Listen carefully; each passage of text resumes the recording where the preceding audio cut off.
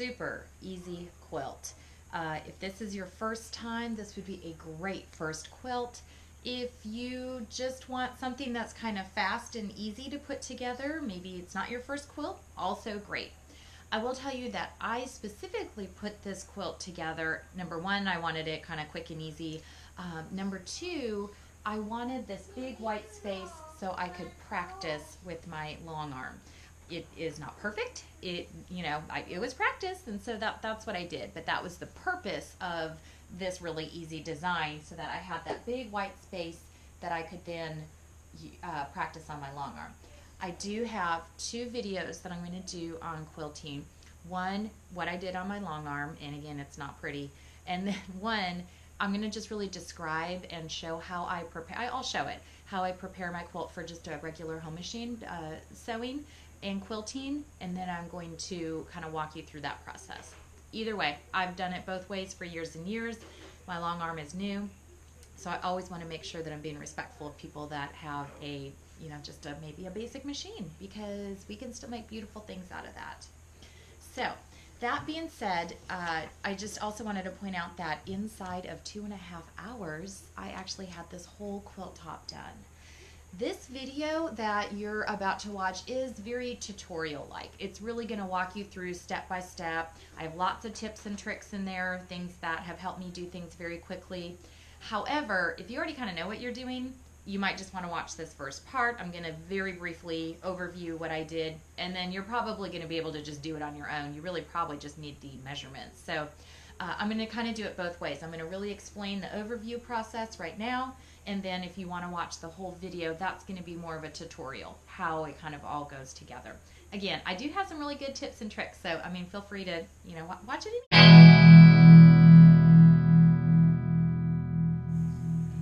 Here's what you need. You need 28 inches of white fabric. That is going to be these big squares. And if you have 28 by 28 inches long, and then you're going to cut it into 14-inch squares. But if your fabric is 41 inches, you can actually get 3 out of each of those cuts. So that's going to make your 6 white squares with just 28 inches of white fabric. You need a bundle. I just used Moda. This had like 40-some squares in there, and so I do have some left over, maybe for another quilt. Then you need a bundle of the colored fabric. I used this kind of watercolor one. My bundle was actually a small bundle. It only had 21 squares, so I did have to supplement some other ones. Totally your call what you want to do, but you need 25 inches for a border fabric. I chose brown because it was a batik and it had flowers, and I thought it kind of went with the garden theme. I will tell you that I'm not actually super in love with the brown border. I feel like it muted my colors. That's just a design element. So, presumably you're doing something different. Just keep that in mind. I always like my borders to really frame, but also enhance and bring out. Who are you even talking to? I'm making a movie. And now I have my helper. Okay. This is Josiah. You need 15 inches for binding. I absolutely fell in love with the yellow fabric. I gotta pull this loose so we can really see that. Okay, look at this yellow, really ties together very nicely with, and I just thought that I like that yellow bright color. I also used a fleece backing. I like fleece because it's just so soft. It's so comfy. People love them. They wash well. They hold up well. I love them. I usually back in either flannel or fleece. For this one, I did fleece. That makes it about 55 inches wide, and so that's going to just be a throw size. The only problem with fleece is it really, unless you can find a wide backing fleece, which occasionally you can, it's just going to be a throw size. So, and that is all that there is to it. So I cannot wait for you to make this really easy quilt and just make something beautiful.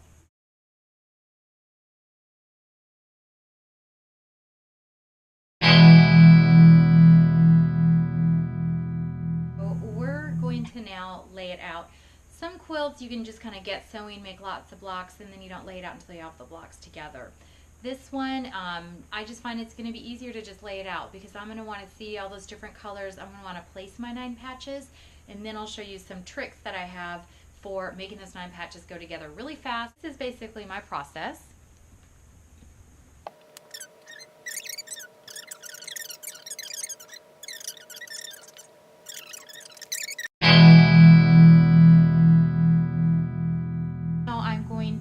just start laying out my 9 patches. And again, the reason I'm doing this here rather than, oh, just start sewing is because I want to see, hey, maybe I have way too much orange up there, or so I just want to see what it looks like.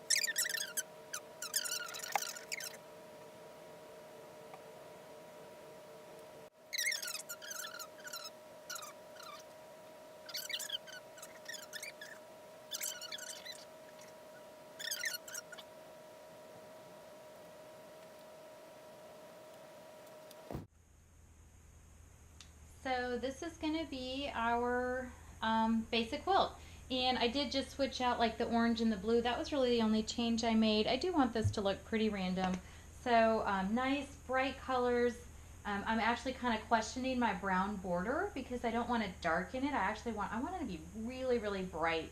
Honestly, I'm almost tempted to do like a bright orange border. But I do love my yellow binding, so I'm really excited about the yellow polka dot binding. So now I'm ready to start the next step, which is to start sewing these 9 patches together. So what I did was I just lined them up. Here's all my folded pieces, and then here's all my ends. And I'll show you how I kind of really quickly just chain that together. And then that's out of the way. And then as soon as I get my iron out to iron out my 9 patches, I'm going to go ahead and iron my binding too. And then I'm ready to go. One thing that I use that I made, and it's just been a lifesaver. In fact, I had a friend over and she's like, oh my gosh, these are amazing.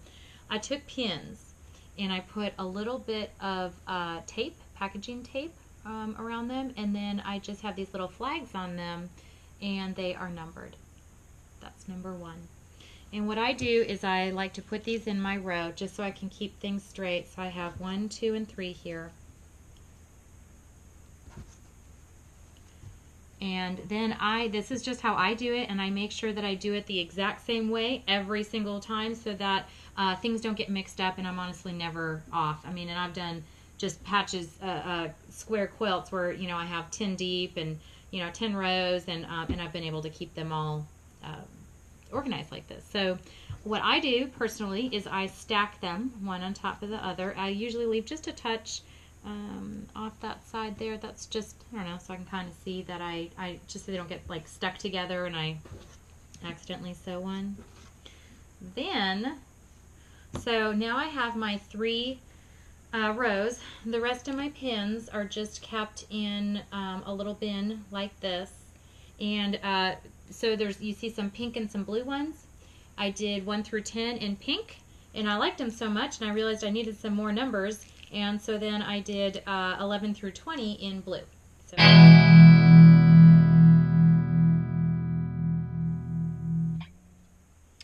Okay, so now we're ready to start sewing, and what I actually ended up doing was just numbering off all those little rows. I have a bunch of, in fact, I have 18 very little rows, but now I have everything, and I'm going to move this over here, lined up at my table, so I can actually just sew all my blocks right now, which is what I'm going to do. So I'm going to just crank these out, and then also my binding. I'm going to also put my binding together, and then I'll be ready to just iron and go. So this is super fast. I'm going to start with number 1 way up here. This might make you nervous. We took it all away, but you're going to see it's going to come together super fast. Okay, slide that back over. Not sure if I should be using, I'm having lighting issues, y'all, but I hope you forgive me. Okay, so I have my 1, 2, and 3. Here's what I do. I take my whole row, I set it down. I take 1, I set it to the right, or I'm sorry, to the left.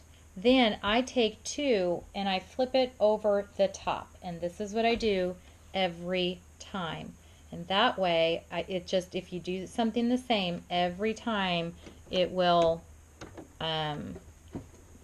be just fine. Okay, I just switched out my thread to white. Now, normally I would just, to finish a row, I would just take, so now I have number 3, I take number 4, do the same, and run it through. And then my little marker, my pin, that just tells me that's going to be the start of the row. And then I can just chain, chain, chain. And let me tell you, one of my, I'm a chain piecer. And so, unfortunately, I can't do that because I have an odd number and I only have 3 pieces. So I actually am going to be starting and stopping after each row. I'll probably keep these connected, though, We'll see. We'll see if it gets too bulky. So now I just took that off. I took 3 and I placed 3 over the top there.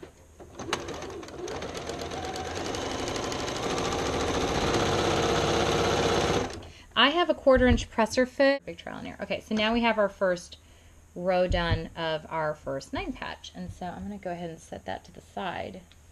And like I said, I'm going to try to keep these together if I can remember. All right, so now I have my second row. So I'm going to take 2, slide it to the left. Take number 2, row 2, but piece 1, okay? Take that second one, slide it over so they are right sides together. And then I'm going to just match them up. I do not pin. Sometimes if I'm doing something really complicated, I do, but by and large, I don't. This one I cut, the next one I don't. All right. My machine's not liking this thread. It's not picking it up. Okay. So now I have my next one. Flip it over so that it's right sides together. Line it up. I have a saying when I teach people to quilt. I say, pinch, don't pin. But you know what? If you like to pin, that's totally up to you. Also, just FYI, I really start off slow. Some people have like the little like starter piece of fabric or whatever at the beginning of each thing. I don't. I just start slow. So this one I'm not going to cut. I'm going to go right to 3. Row 3. Okay, so kind of lay it out here. Flip this one over, run it through.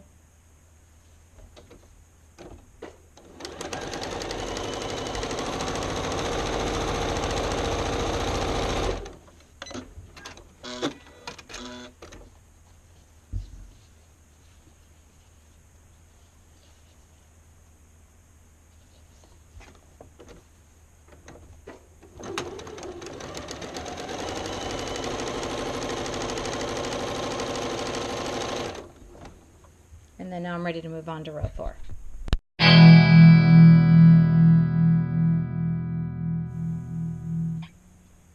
Okay, so inside of 20 minutes, I am just kind of curious how fast I am. I now have all of my rows. I have not put them together into my 9 patches, but I have all of my rows done. And then they're all chained together, minus that first one that I accidentally cut. And then you can see I have my little flags with the numbers. So this is what we have going on so far here. This is kind of how I work. So I'm going to just put those over there. I will take those out in just a minute, but I just wanted to show you the binding. I told you that I just go ahead and I do the binding. Here's what I do for the binding to chain it. I lined them all up so that my cut edges are together. Take the first one, kind of put that to the side. Then I'm just going to take the next 2 so that I have 2 with right sides together. And I'm going to go ahead and run that through.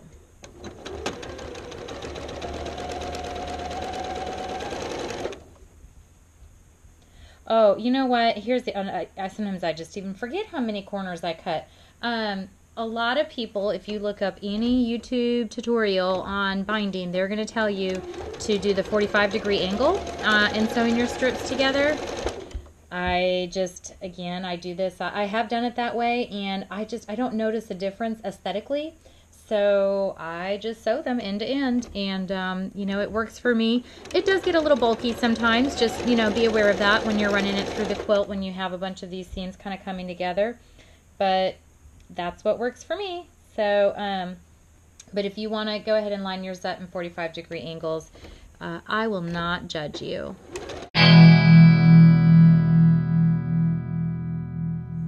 Okay, so now we're going to go ahead and cut, and you see I have my binding is totally chained together, and so I'm going to go ahead and cut them. I use either, these are my absolute favorite snips. I got these at a little store in Wisconsin, a little quilt shop when I was on a shop hop, and I think they're handmade by somebody locally there, so man, these things are awesome. Anyway, so I will either use these, or at the last Houston International Quilt Market, I met the people from Sunflower Quilts, and they talked me into this handy contraption that actually I kind of said that I bought it for my son so that he can help me take all these chains apart. So there's my binding, and again, that's ready to go. I am going to go ahead and iron out my 9 patches, so I'll go ahead and have my binding totally ready to go. And and again, I'm still inside my 20 minutes. So which end am I? Okay, so I'm starting with 18, and that'll work, and I'll just layer them on top of each other. For these, I'll go ahead and whoops. For these, I'll go ahead and I'll snip. So snip, lay it open. I'm gonna go ahead and iron them now. I was really torn, and you know what? I've done it both ways. I've done it where I don't iron at all when I'm making a quilt, and I just put it together and kind of stretch and pull, and then maybe iron it at the end, maybe not. You know, like I said, it all gets quilted out. But lately I have been ironing, and I will say it does really make a difference in how everything comes together. So I'm going to pull these apart, and then I'm going to go ahead and iron.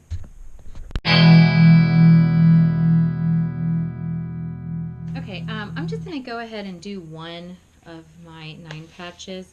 I do tend to iron press to the dark side, but it's totally up to you.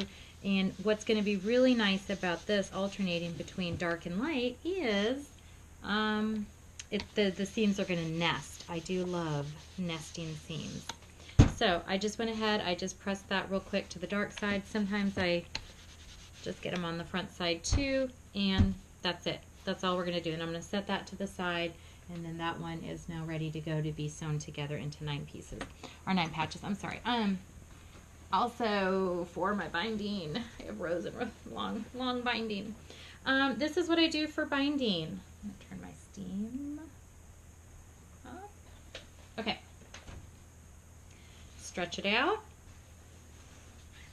And then I just start at one end. I fold it over, I match it end to end, and then I just go down the length. Notice when I was doing the blocks, you're not ironing the blocks, really. I mean, unless you're like me and you didn't iron it when you cut it from a fat quarter. But this one, you are ironing the entire length of the thing. And again, if this really bugs you and you want to do yours at 45-degree angles because you don't like the seams coming together, hey, no judgment here. This is just what's worked for me, super fast. And then I'm just going to pull this, the length of that, and away we go. And you're going to see this binding is going to be so simple and really cute. I'm loving this yellow binding. I'm realizing that the green that I put in the middle, it really muted the color of the whole thing, but that's okay. It's going to be beautiful.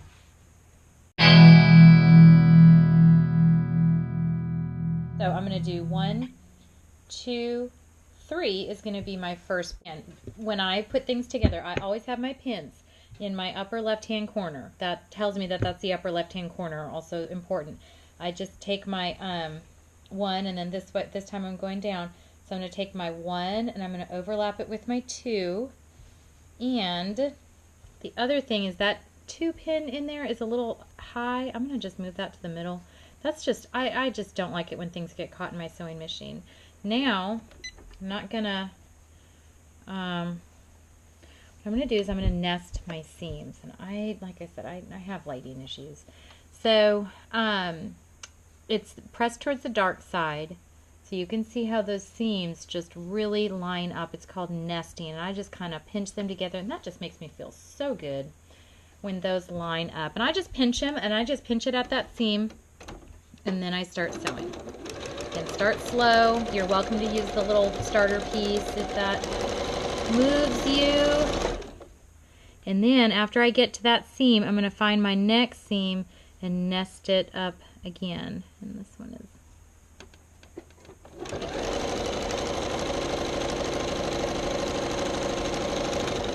Okay, and then I go to the end, and I'm just going to kind of pinch the end. This one I cut, and I will iron these again once I'm done with all of these. And again, you do not have to iron. I'm never going to tell anybody you have to do something, because if it works for you, then great. That 3 is a bit tall too. It's too high up there, so I'm going to move that down. So now I have my 3 and my 2 right sides together, and I'm going to nest those seams and then start sewing. I forgot to look at what time I started. I'll I'll even give myself a 10-minute buffer because I think this is going to come together really quickly, and just in the sewing part even. So I got to that seam there. Now I'm going to pinch down here, nest those. And then now I'm going to go to the ends. Okay, you could tear it off now or cut it now. I like to chain. I'm not even gonna lie. So I'm gonna go ahead and keep chaining this together.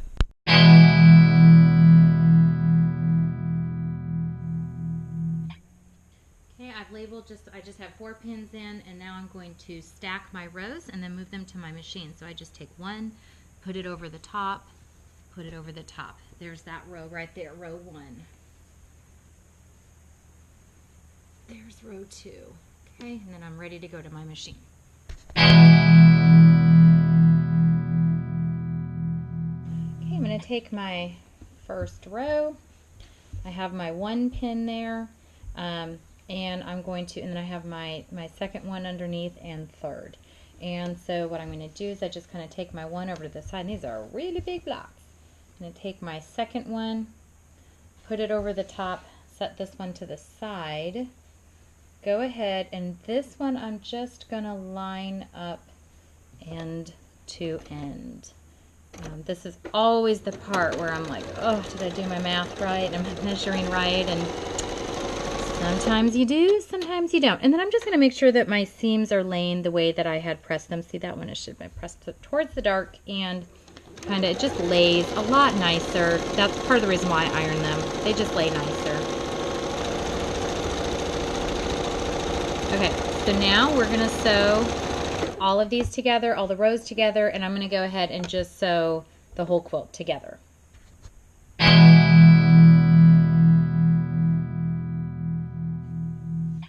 Okay, I have sewn all my rows together, and now it's time to put this whole thing together. Again, I'm going to know where my rows are because I have my numbered pin in the top left-hand corner, so I always stay oriented and everything. All right, I am pinching here at the start, and then I am pinching 14 inches down. I'm going to make sure that my seams lay flat in there. It doesn't get too flat. There we go. Easy peasy. And I'm just going to nest these.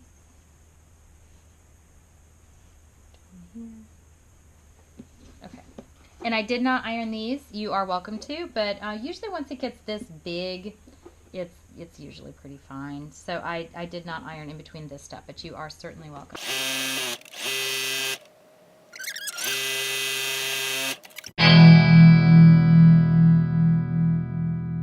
For me. Okay, now here's the biggie. When I do my borders, if it's a big border, I'll like maybe measure it, or actually really I don't measure my borders. I just throw them on there. So, and then I just kind of cut the excess. So don't call the quilt police on me. Decided I'm like a rebel quilter. I just want to see what it looks like, honestly. Yeah, it darkens it. That's okay. It's still pretty. All right. So anyway, I'm going to add the border now. So here's what I'm going to do, and this is making traditional rule-following quilters cry at this very moment. All I do is, this is a 5-inch border, and so I just sewed my 1/4 inch on there. I just flip it over, lay it flat. You guys are gonna die. This is like airing my dirty laundry. And then I just cut it with the scissors.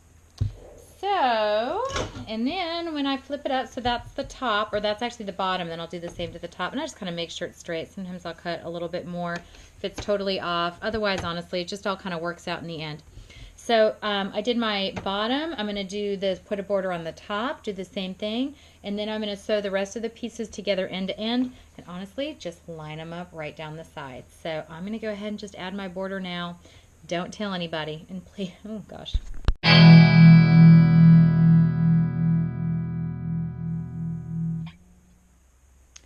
So we have our quilt top. It's done. This is it. Hey, Mommy, wasn't fine. Okay. So I'm now done with the quilt top. I'm very excited. And I'm going to do 2 different videos on quilting. I told you I have a long arm that is totally a new thing for me. I'm very excited about that. And I did actually make this quilt with that big white space in order to long arm it and start practicing some feathers. But I don't want to discourage, because to me this is a perfect first quilt for anybody who's never made a quilt before.